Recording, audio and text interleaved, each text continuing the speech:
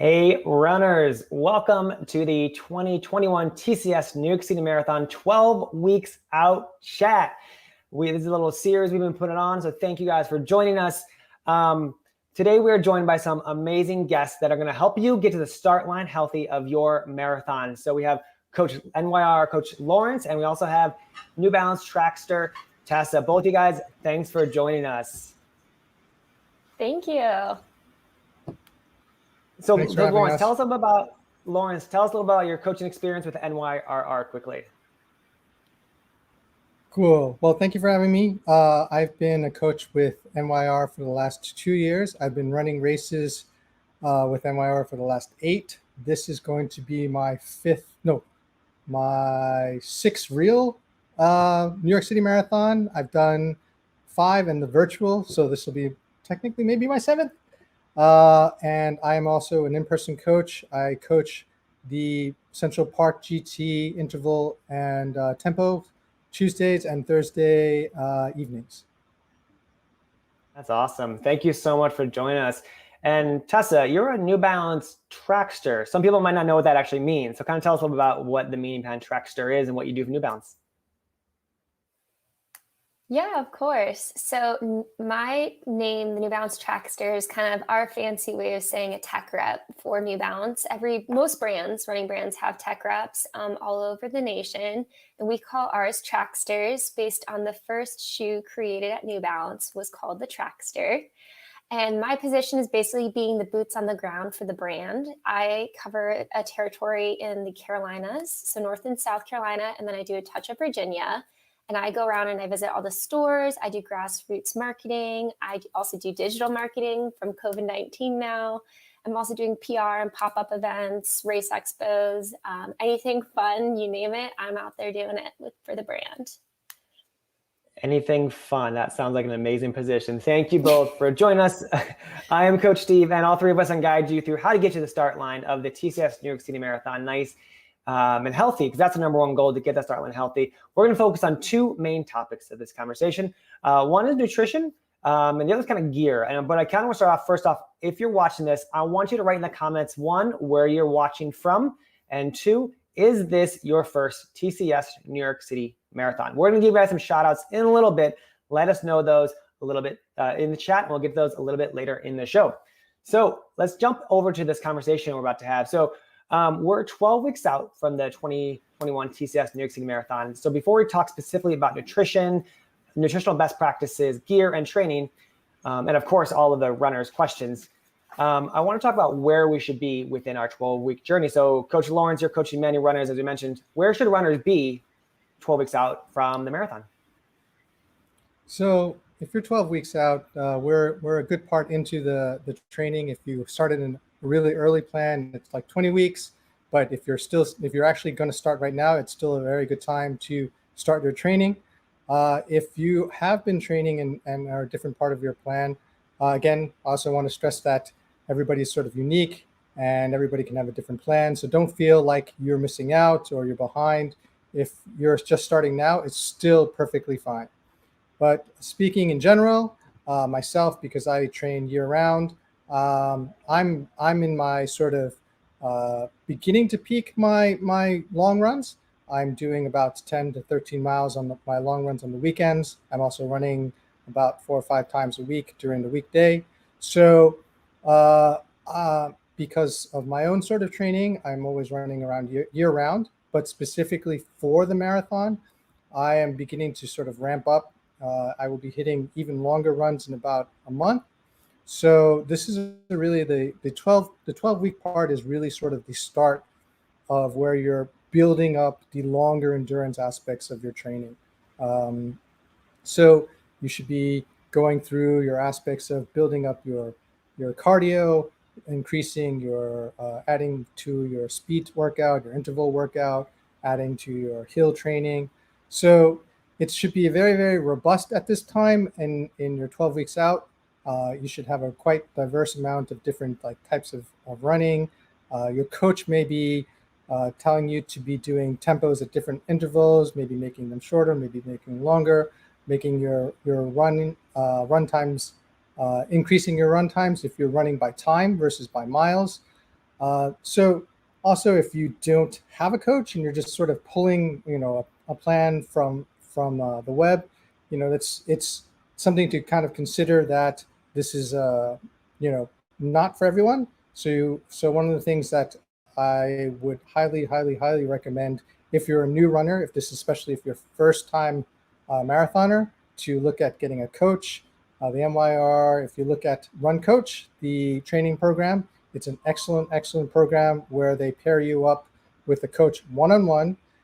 They look at where you are, they break down your metrics, and they look at how to build a program for you. So that's an excellent way of kind of getting a program, not just any old thing that you find online, because that program may not be right for you. They look at who you are, how well you're running now, what your past history is, to kind of create a custom plan for you. So if you're just starting out and you don't have a coach, this is something that I highly recommend, because we want to get you to the start line of the New York City Marathon safely. One of these things that if you're just sort of starting out as a runner, and myself, when I started off as a runner, I didn't have a coach. I didn't know what I was doing, but having been running with NYRR and having been coached by NYRR, my run training has improved tremendously with the help of someone guiding me. I love that, Lawrence. There's a lot of runners at this time, they feel like maybe they're falling behind. That could be due to travel, a vacation, hopefully not an injury. It could be an injury, a sickness. How should runners manage that feeling of falling behind with 12 weeks to go? Well, I, speaking again for myself, I actually had an injury a few weeks ago and it took me out. So from my experience, knowing that I know that the marathon is so far out, that I have time to catch up. And I wouldn't even say catch up or even feel like I'm feeling behind. Each run, I mean, you're running for yourself. You're not competing against anybody. For me, whenever I do a marathon, this is sort of like very fun time. I'm doing this as a sort of personal accomplishment. And so I don't want to feel like someone's ahead of me or someone's behind me. Like, you don't have to have that sort of anxiety that you're feeling behind. If you've been injured, be smart, talk to your doctor, make sure you're not running injured, because compounded injury can make things worse and not even get you to the start line. The worst, I've heard plenty of runners saying like, oh, I'm behind, I need to catch up on my miles, I need to do this training, that training, but my knee hurts, my foot hurts, I have family issues, and all these things, that's life. So what you need to do is just really sort of take a breather, reflect on where you are, and sort of reassess where you can sort of make time, reprioritize things, and then sort of get back into training. If you're injured, again, I said, speak to your doctor. Do not try to like push through training if you're not quite there. Be smart about it, because we're 12 weeks out. There's still plenty of time to get to the start line, and you'll get there. It so much, so great. Guys, if you're watching this and you love what Lawrence is saying, but you're confused about maybe your plan, put some questions in the comments. We'll also answer those as well. So any training questions you have, let us know what those are. We can also toss those questions on to Lawrence or Tessa. And Tessa, I want to jump to you from a footwear perspective, which is really important for marathon runners, any runner, but specifically you're on your feet for 3 to 9 hours for a marathon. What should runners be doing right now to ensure that they'll be comfortable and safe on race day regarding their foot? Yeah, of course. So kind of tacking on what Lawrence started to say and speak to is you're just starting to get into some of those long runs. You're just starting to put some miles on your feet and also changing up the diversity of your runs throughout the whole entire week. So you want to be making sure that your footwear on your feet is serving all those purposes and you're not feeling aches or pains from your footwear. So if you're just getting started with your running, I highly recommend going to a local running shoe store and making sure that you have the right footwear on your feet to start with. That's always a great starting point. Your feet are constantly changing as you grow, you get older, ailments, injuries, your form changes. If you've had a baby, your feet could change. So your feet are always changing. So it's always nice to have that check-in point at a local running store. And that can even be throughout your training of your marathon cycle too. You get stronger. And if you need a new pair of shoes, which you most likely will with marathon training, you're going to be putting a lot of miles on your feet. it's okay to go get checked up and make sure your footwear is best serving you. And if you've already been running a little bit, you should be making sure that that shoe on your feet is feeling like an extension of your body at this point. You should be able to put that shoe on your feet and not have to worry about it at all, not readjusting it throughout your run, having to stop to retie it because it's too tight or too loose, or you're feeling an ache and pain on your heel or on getting a blister. At this point, when you're starting to get into the bulkier training, your shoes really should not be causing you too many problems. And if they are, that's another time to go back and check in with your running store and present them what's going on. They have so many solutions and really can help you problem solve whatever's happening with your training at the moment. And they're a great place to start. Also, like Lauren said, always going to a doctor if you're really starting to feel some kind of an injury coming on. They're a great first reference point. Having the right shoe is always going to help hopefully solve some of those early set problems. But if it starts to get more serious, it's always helpful to go to a doctor. But it's going to be making sure that you got the right shoes on your feet. And if you need special socks or an insole, those are always the next steps to take. Tessa, you mentioned something about needing a second pair of shoes for the marathon, like buying another pair. How long does a running shoe usually last? Is it a month? Is it a distance? How can runners, when do they know they need a new pair of shoes? There are kind of several rules of thumb when it comes to running shoes. And of course, everybody runs differently. So you kind of have to take it with a little grain of salt. For some individuals, we say 6 months, but marathon runners run way more, and you'll go through your shoes way faster than 6 months than the average Joe. Congratulations, you're graduated up to a marathoner. So most of the time, we like to think it lasts between 300 and 600 miles, most running shoes. But again, everybody wears their shoes differently. Some people strike the ground a little bit harder, or if you're running on concrete all the time, you might wear your shoes down just a little bit more than somebody who might be running on dirt or crushed gravel. So it's always nice to tune in and listen to your body. I do track my mileage on my running logs or on Strava. They have really nice tools. You can kind of track that mileage and find that spot.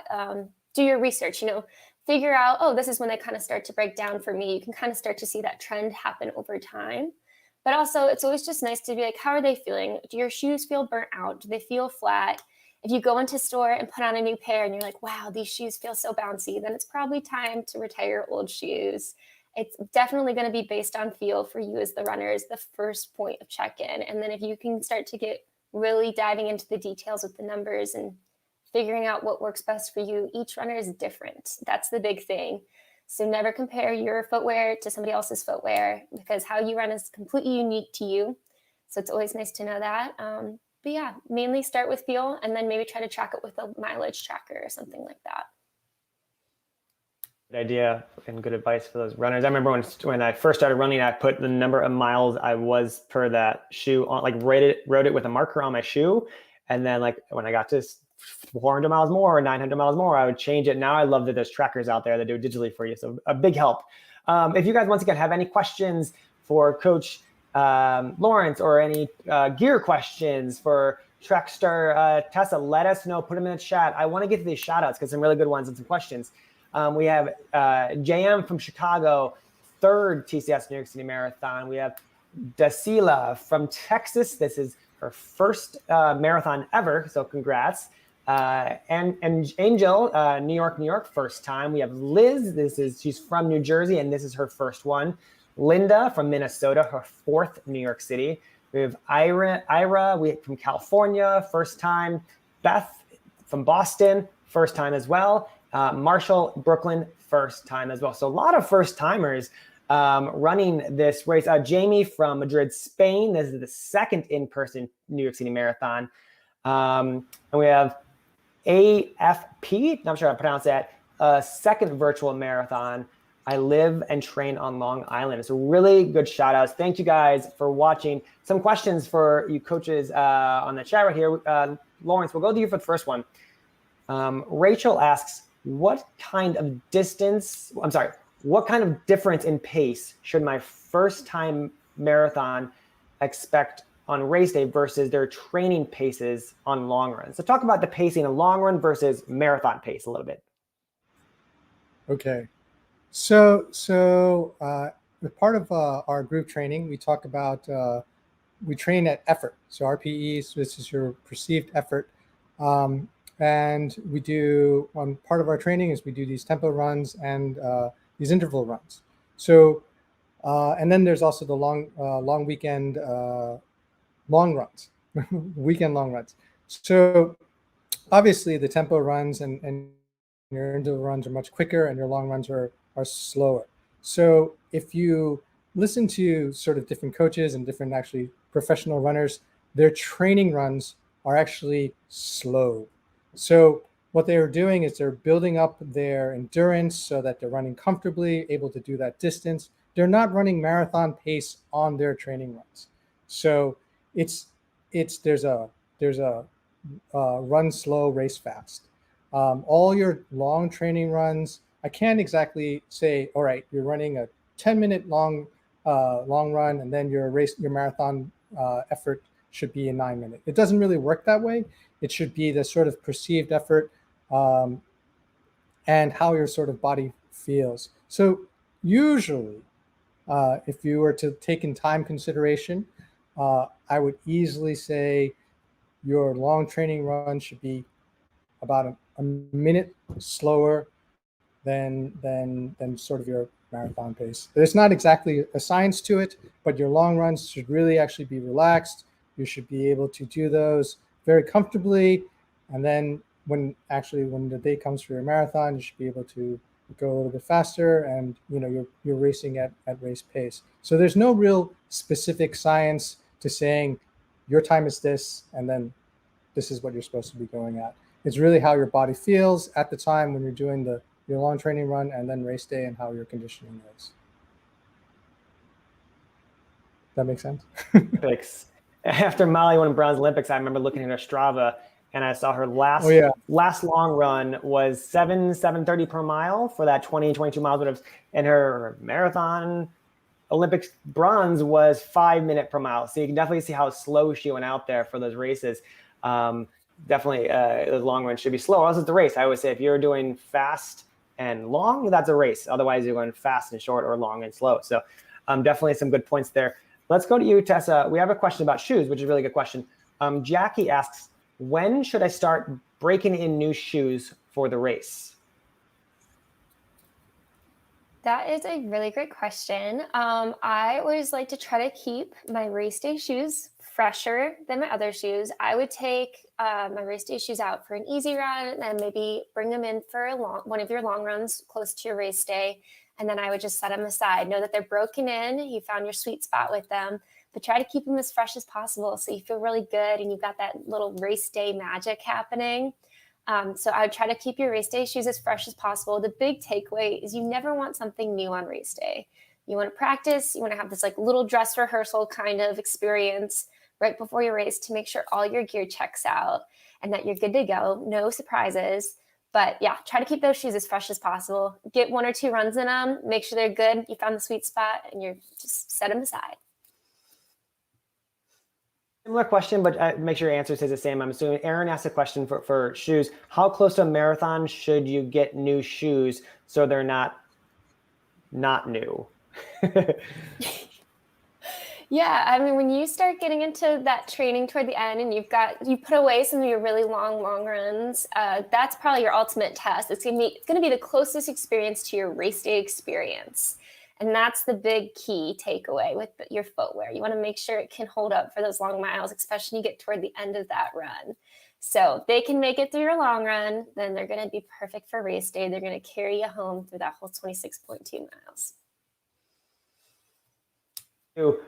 Good question that we get. I think it's a very common question. I love this. Lorraine asked, how do I mimic appropriate hills here in Florida at sea level on the treadmill % incline compared with the course in NYC? So I think I want to take them 2 different ways because I love that she has a treadmill, but someone who might not have a treadmill. So talk about kind of using the knowledge of the course to mimic what they're doing training. If they don't have any hills, how do we run hills when there are no hills in Florida or are there flat places?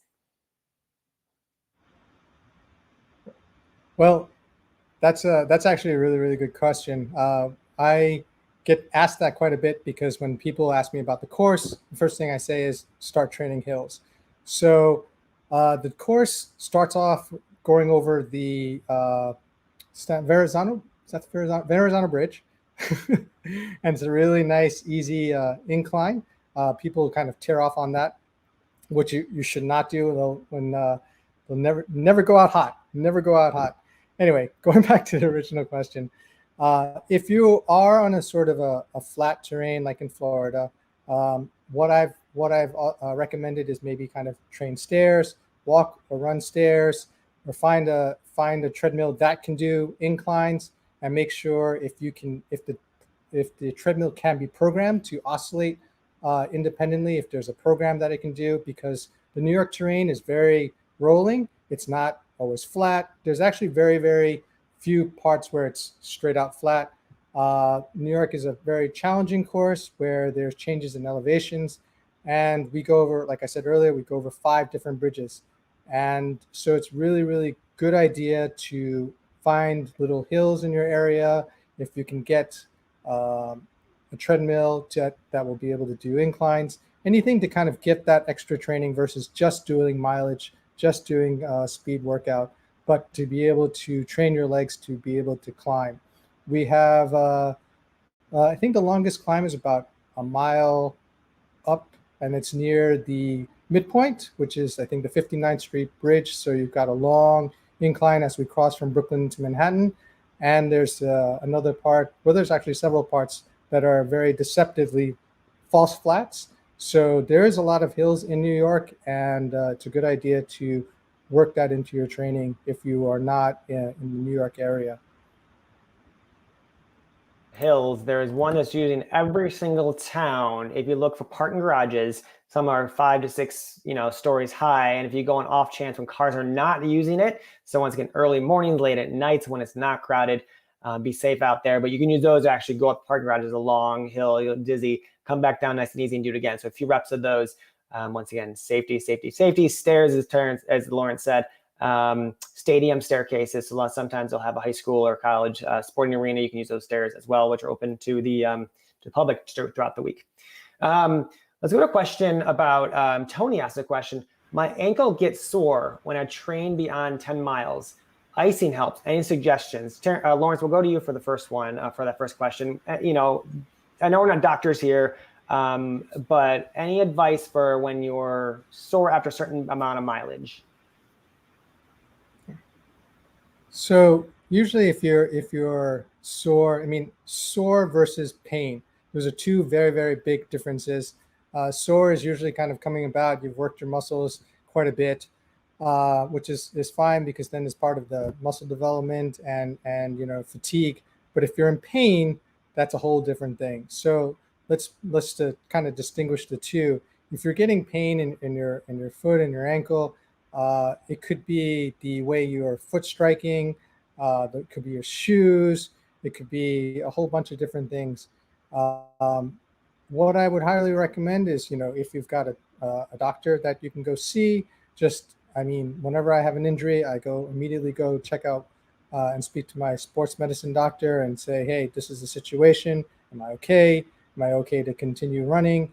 Am I, developing something that I shouldn't be? Do I need to lay off? Or is this something that, I can just ice, take some, ibuprofen and reduce the swelling? So if you're getting nagging, constant pain, definitely go have that checked out. If you're sort of sore and it's just something wrong with your shoe and you're rubbing, then maybe it's as simple as reassessing what your shoe is. Go to a specialty run store and see if that is part of the problem. Have them assess your gait and see if that sneaker is right or wrong for you. But so that's the polar end of it. Make sure maybe it's as simple as fixing your shoe. Or if not, you may need to go see a doctor. Tessa, let's jump to shoes again. We have Susan asking a question, very direct question.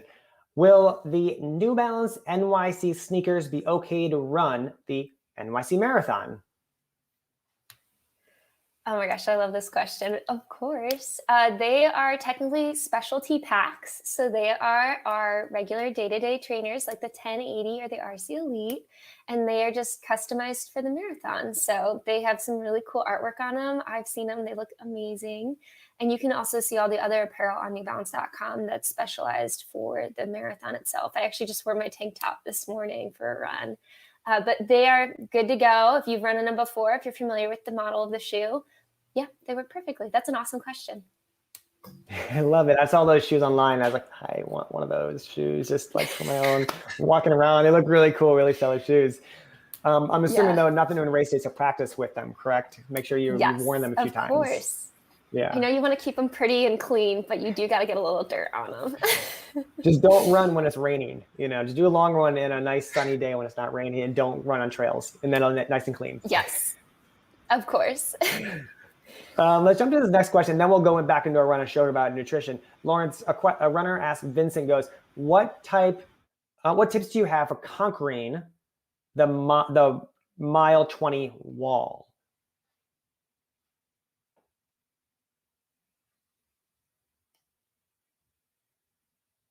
Hear me? Yes. Okay. Mile 20 wall. I've experienced that myself. I know that mile 20 is right about as we are coming down Fifth Avenue, and it is really, really tough. We've had actually another talk about this and in overcoming that sort of adversity, that mental challenge. So one of the great things for my for about the New York City Marathon is the crowds. You're going to have tons and tons of people lining the streets, cheering you on.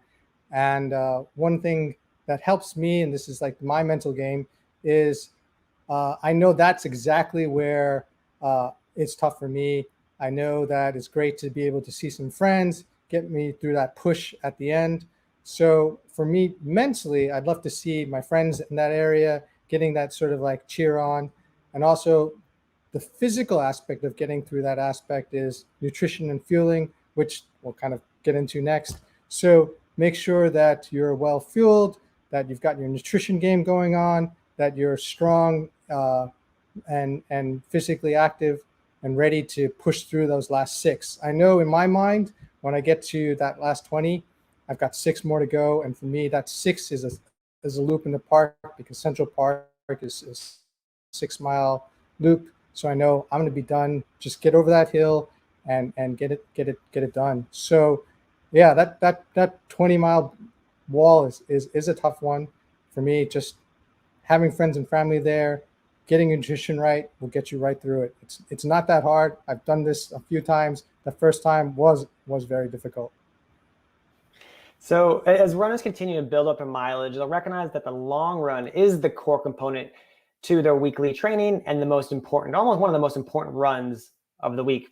A lot of coaches refer to long run as a dress rehearsal for their marathon training. So I really want to focus specifically on nutrition component for the long run. So Coach Lawrence, we just kind of talked about a little bit, but why exactly is nutrition so important for the marathon? Obviously getting over that 20-mile or 22-mile wall, whenever that wall comes in, how else does it affect a runner on race day?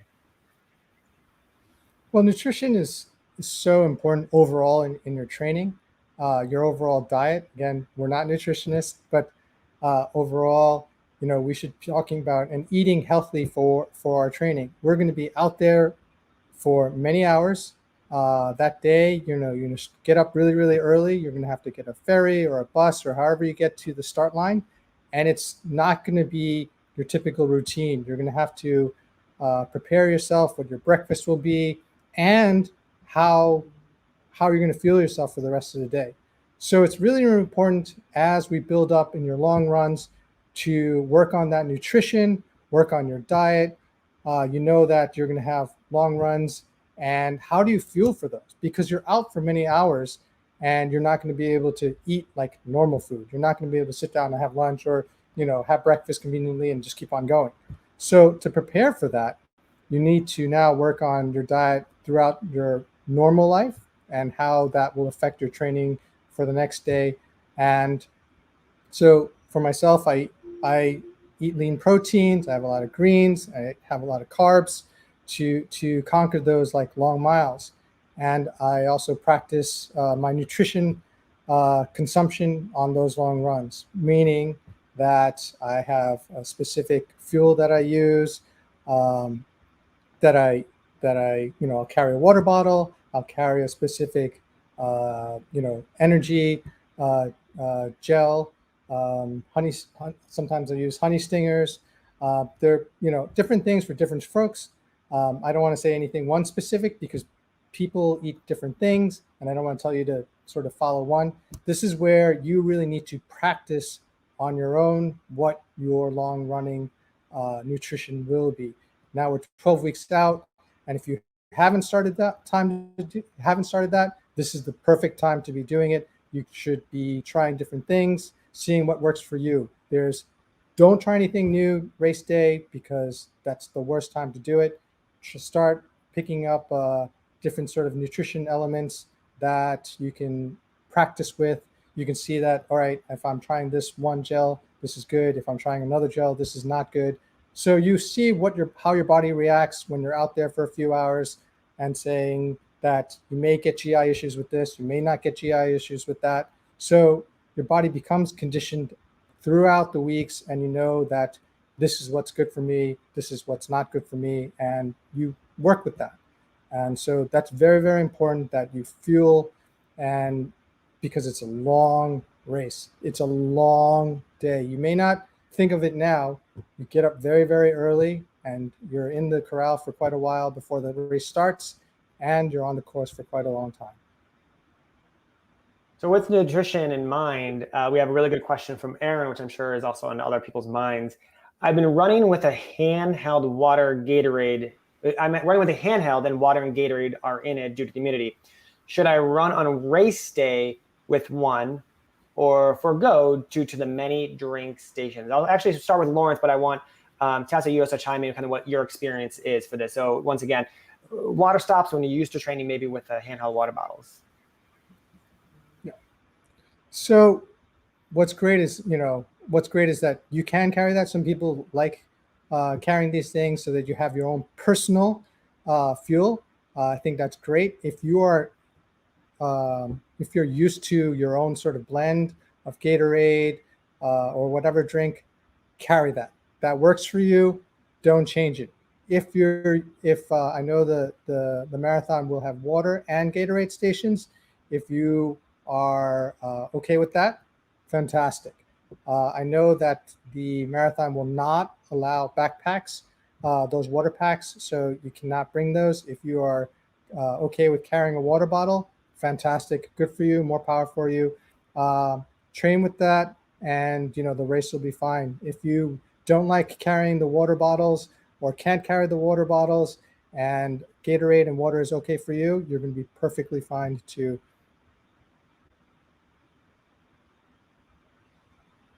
Carrying something versus the liquids on the course of a race. I'm sorry, I missed the first part of that question. You were muted.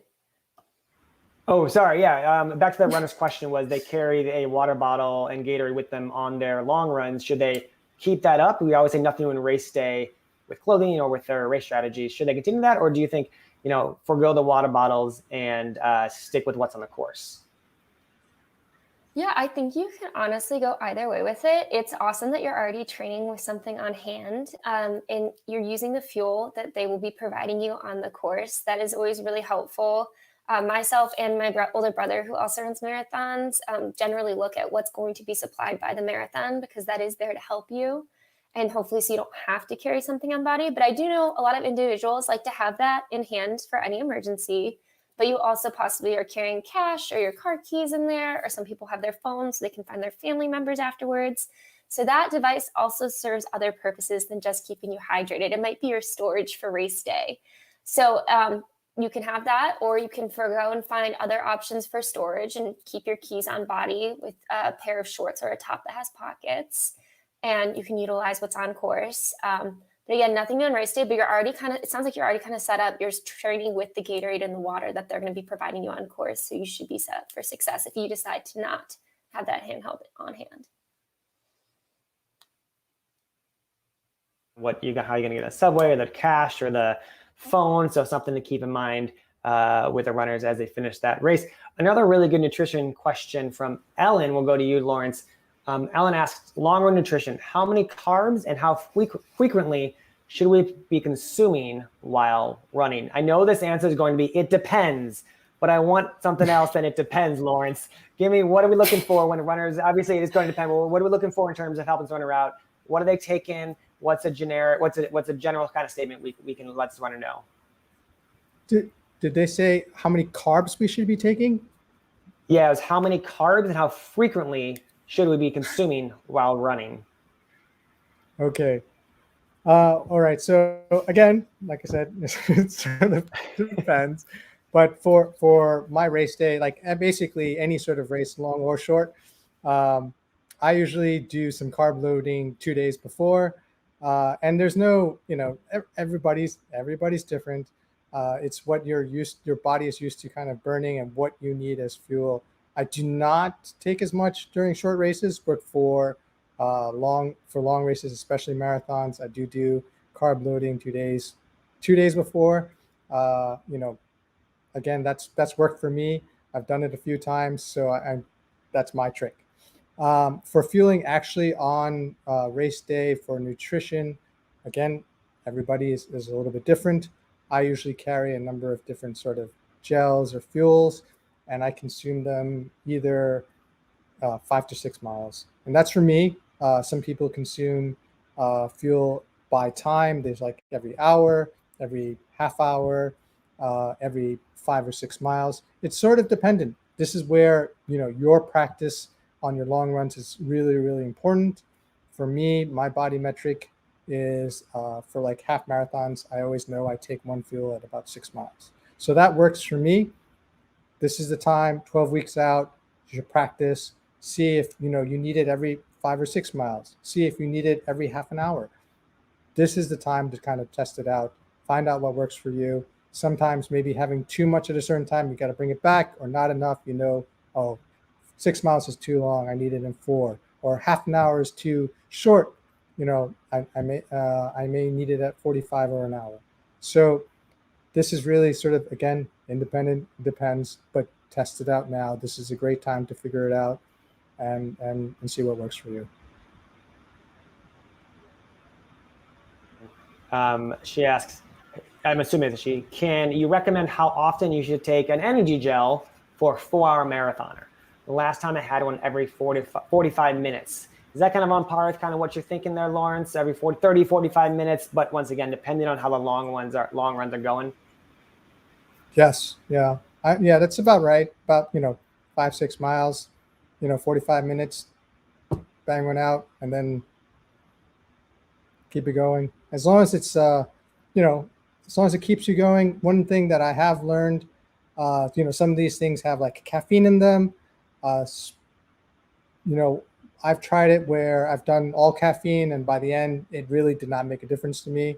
I recommend sort of watching where you put those in and how they affect your performance. So I don't personally recommend doing like these caffeine, because it just sort of oversaturates you and it doesn't really have a big impact in the long play. But it does, those caffeine gels definitely make a difference on your performance. I usually save those for the end. But yeah, that's a good metric. Let's jump into some clothing and apparel, which I'm really excited about, because I've been saving some of the questions just for this section. So a lot of questions on clothing, apparel, what to wear in the cold weather. So let's jump into that. And Tessa, the best person to talk to this about, is here in the room with us.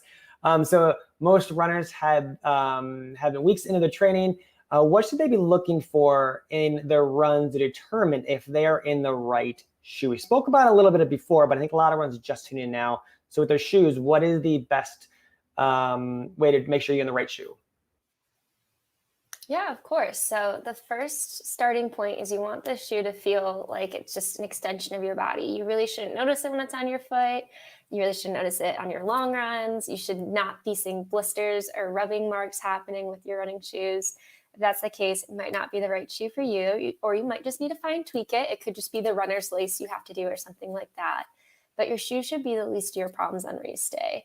And there are people who do like to go and get the race day shoes, like carbon fiber plated shoes, but that is not necessary. You can run in the shoes that you've done all your training in, that have carried you all the way through. I have raced in just my trainers. That is okay. But if you feel like you want to have that insurance policy on your race day, you can always explore a carbon fiber or a racing flat shoe. Those are also really good options, but again, nothing new on race days. So if you are interested in that, you just want to go make sure you try it out on your long run. It's going to be a different sensation, a different feel. So just to make sure that it works for you. But they're both really great options, and you just want your shoes to be the least of your worries on race day. You want to feel confident what's on your feet. So getting those miles in and making sure that it's the right shoe for you is the biggest takeaway. Mentioned some things to change in the shoe if it's not fitting 100% was runner's lace. Can you kind of explain to people on the call what is, well, I'm assuming it's a way to tie the shoe differently. What is that for runners who may not know what the runner's lacing is? And you have a shoe. I'm looking for, I see you looking for a shoe. I was going to see if I had a shoe by my desk. I usually do. But a runner's lace is just a way, if you don't want to lace your shoes through all of the holes leading up to your top of your foot, you can create a secondary loop with your laces. A running specialty shoe store can show you how to do this. And this is if you're feeling a little bit of slippage happening with your foot in your shoe, if it doesn't feel 100% secure.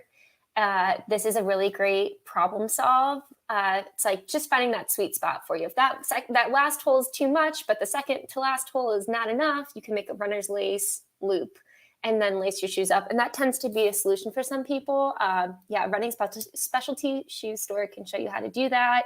If the top of your foot's bugging you, sometimes they recommend skipping a few spots on your top of your shoe when you're lacing it. There's a bunch of problem solvings that you can kind of look up also on the internet as well. That they have a bunch of videos out there to show you how to different ways to lace your shoes if you're having issues with the top of your foot and lacing your shoe.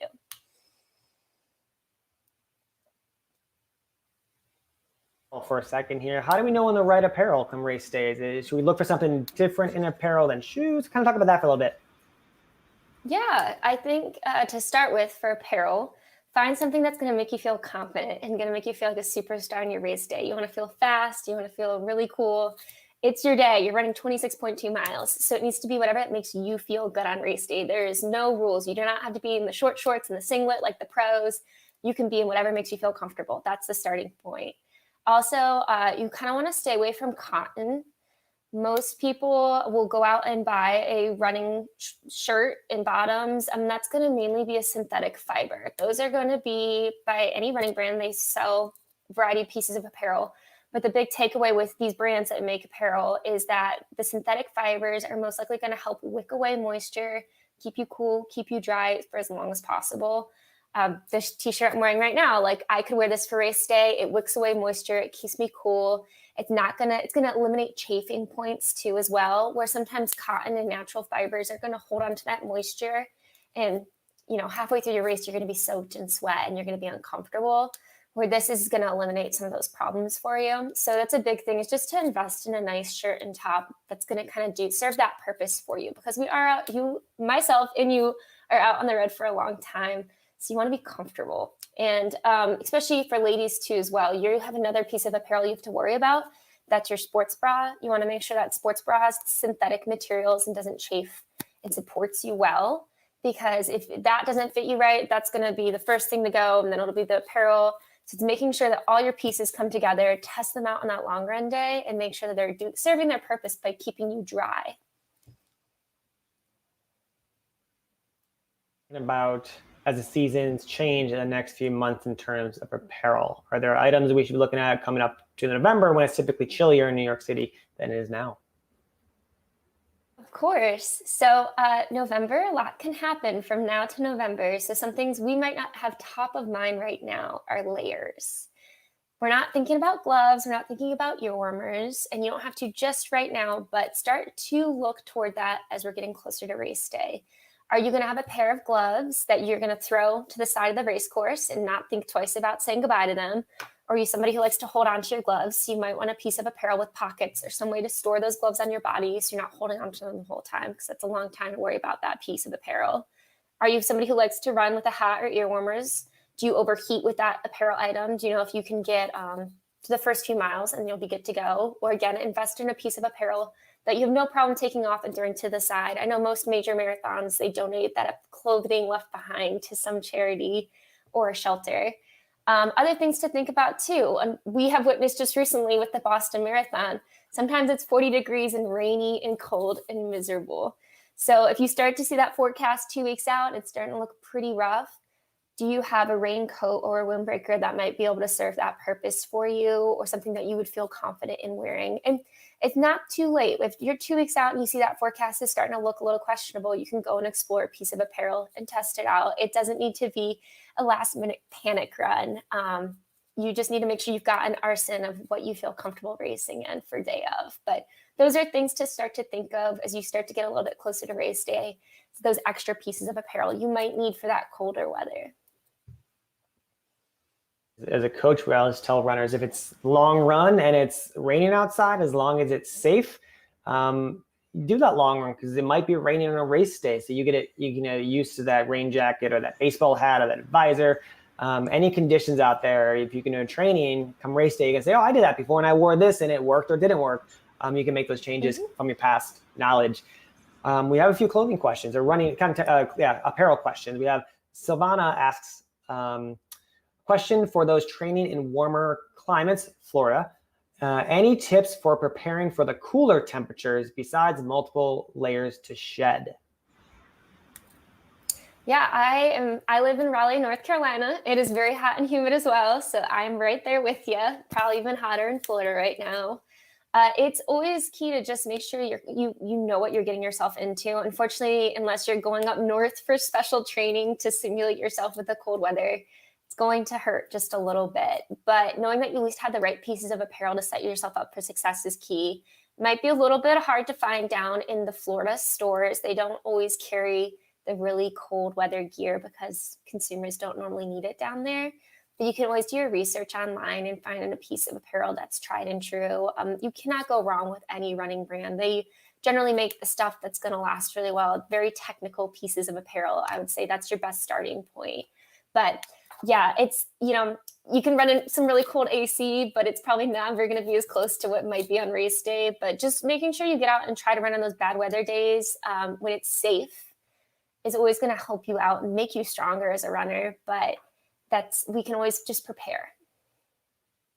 Love it. We have Carmel asked a question. Any idea what the weather will be like in New York? So we can't predict the future. On average, the temperature is about 48 degrees race morning. So sometimes it's colder when you're sitting in those corrals on Staten Island at Fort Wadsworth. It could be 40 degrees there, but then in the middle of the day when you're running across the 59th Street Bridge that Lawrence mentioned, it's 55 degrees. So kind of dressing appropriately for both. So having, as Tessa mentioned, NYRR does donate all clothing to Apartments of Goodwill. So you see a lot of clothes being shed at the start line. I run to the thrift store a few days beforehand to get some sweatshirts and sweatpants that I don't use, I don't need, or leftover race clothing that I don't want anymore. You'll see some old heat sheets at the start line. So dressing warm at the start is key. Overdressing is sometimes a good thing, and you can donate all of those after the race. We'll give it a look a few days ahead of the race to see what to wear. And then another question, kind of clothing related and also training related. So I kind of want both of you guys to take this. We'll start with you, Tessa. Victor asks, tips for the long run in very hot climates. It's 90 degrees at 5 a.m. in southern Nevada with highs 115 plus on some days. Tips for making the 18 plus mile long runs tolerable. Wow, you are a champion. I have been there and done that myself. What I did for my training, and this might work for you, it was my solution to the really, really hot days, was I did a loop, and I left a cooler of ice and ice water out for myself. And my loop was 3 miles, and every 3 miles I'd stop by, put some more ice down the shirt, in the hat, try to cool off really quickly, and then continue to go. That little break is not going to hurt you, but trying to get that core body temperature to a safe place is always key. Shaded runs are always really great too. But yeah, definitely making sure you're taking care of yourself and you're being safe. With that 3 mile loop, I was able to check in with somebody every 3 miles and they knew I was safe too, because that heat is kind of scary sometimes if you're not always prepared for it too as well. So I found that loop training really does help with the hot weather, just to make sure you have a check-in point and you have an opportunity to cool off and regroup yourself. Lawrence, what about from you from a coaching side, training in 115 degree weather and you have an 18 mile longer plus run coming up? What's your advice? Wow. So that's insane. Personally, I've never done anything close to that. Maybe I've done, 90 degrees in Arizona and that was actually dry heat. So on following the sort of recommendation, definitely be very, very smart on your run. I think if you have the ability to either do even a later night run or an even earlier morning run, I've done these races where I've run through the night where you have this sort of a safety light vest just to kind of avoid the heat. But I think the smart way of doing these sort of long runs is make sure you are hydrated. Make sure you have, your phone has a tracker that, your friends and family know exactly where you are if there's anything that were to happen to you. But I think running a loop is a very smart thing to do so that you are kind of coming around in a certain location where people will know you're kind of be passing by. And also it's kind of give you the ability to get that water if you're not carrying any sort of fluids. That heat and if it's humid and on these long runs will really, really deplete you if you're not prepared for it. So it's really be smart about where you're running and making sure that you are hydrated, because it's when that body temperature gets up there, it makes your workout that much harder. And you definitely need those fluids. So be smart about your training. If you can go at different times, even if you have to go just a little bit even earlier, but make sure you are well hydrated, because that heat will really deplete you. Yeah. So we have about 8 minutes here. We're going to do what's called the question speed round, where let's try to get as many of these through while answering fully enough for the proper answer. So Sunil asked a question. My training is always till 20 miles, and I feel like I do struggle after 20 miles on race day. How do I get out of that mindset, Lawrence? Okay, are you only doing are you running just long runs on the weekends? Are you also doing sort of speed workouts? Are you also doing interval workouts? Are you doing hills? I mean, if you're following a very just I'm running and I'm only doing, distance every single time, and then you're also doing distance on your weekends, you're going to fall into sort of like this rut where it's just running. And if you are changing up your running workouts, those long training runs are going to be very, very different feeling to you. They're going to be mentally very like, oh, I'm not doing this. I'm doing this sort of workout today. So it mentally reconditions you. It physically reconditions you so that your long runs will definitely not have that sort of mental baggage. So for me, I enjoy my long runs because I'm not doing my other workouts. And when I'm doing those workouts, I'm looking forward to my long runs. So to be able to mentally and physically change things up, it helps a lot. I love that. Yeah, let's go to Tessa. We have a question here, maybe for both of you. Let's see. Lorena asked a question. I am anxious about the wait at the start, keeping warm, the battery life on my devices, eating beforehand because I can't have food in my stomach. So just tips for how to deal with waiting at the start line. We're there for a few hours, some more, some less. What do we do at the start line before the marathon? Start with you, Tessa. Yeah, I mean, this is where I thrive. This is meet and greet social hour. I think the best thing you can do for yourself sometimes is getting to talk to some people who are in your corral and find out their story, kind of keep your mind off of the you in your head sort of deal, and try to reach out and get to talk to some people. And it is a long wait, but you also have to remind yourself that you're either busing or ferrying over there. So you're getting over there, whatever way of transportation, then you're in the corral.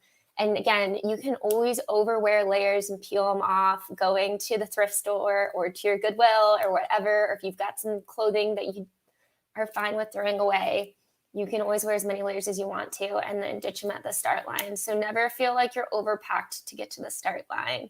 That really helps. And you're in a tent, like you're protected from the elements for the most part. So don't feel like you're completely exposed there. But it's definitely like taking the time to enjoy it and be in the moment. This marathon over a lot of other kinds of races that I've been, I find that people just want to connect and have that connection and have that experience, because that's what the whole New York Marathon's known for. So take that in and yeah, you have a long time. So you should be able to get some fuel in you, whether you like it or not. You've got a few hours of getting to that start line to try to stomach some bites and nibbles of food if that's not always your jam either. They're going to have enough people around to help you out. Take comfort in that. You can do those as well, and staying warm is important. We do have 3 questions here that we're going to actually have our team behind the scenes put a link up for all those watching right now. There's 3 questions. Lorena, these are great questions. Is NYRR still requiring vaccination records or negative COVID tests since I'm leaving home on Thursday? Would a negative test on the Wednesday prior suffice? That's 4 days out. And Ying says, I got my 2 shots. And do I have to bring vaccination card for race day? And the third question I want to call attention to, JM, what are the aid stations going to be like? Is it going to be water in paper cups or water filled in water bottles? So all 3 of these are phenomenal questions. We are actually going to link to our TCS NYC Marathon FAQ page. That's the most accurate information that I want you guys to use. Put that in your bookmarks, check it every now and then. Things like vaccinations, how COVID is being treated at the New York City Marathon in terms of water stations, spacing, all that kind of stuff.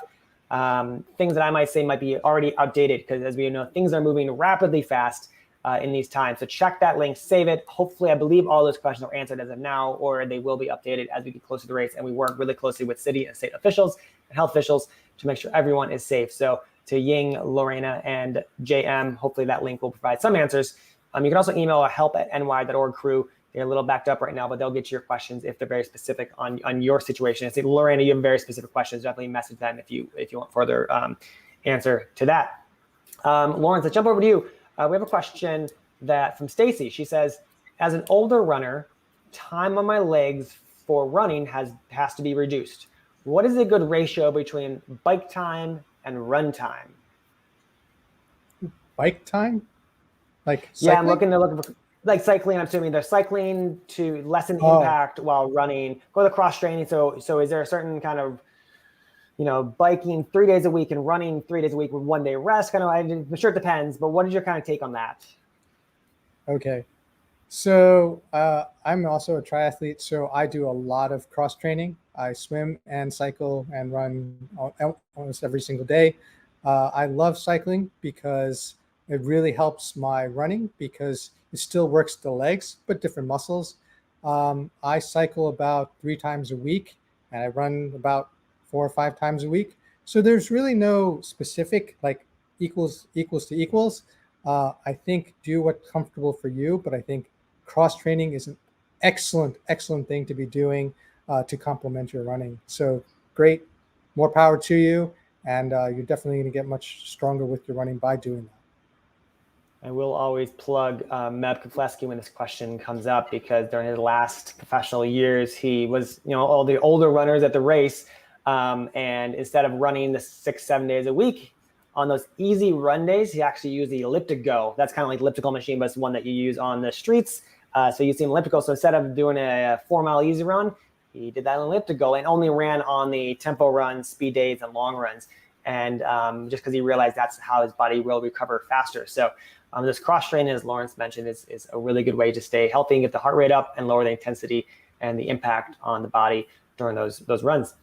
A few more questions we have some time for. I just got an error on my computer. Hopefully it doesn't shut down.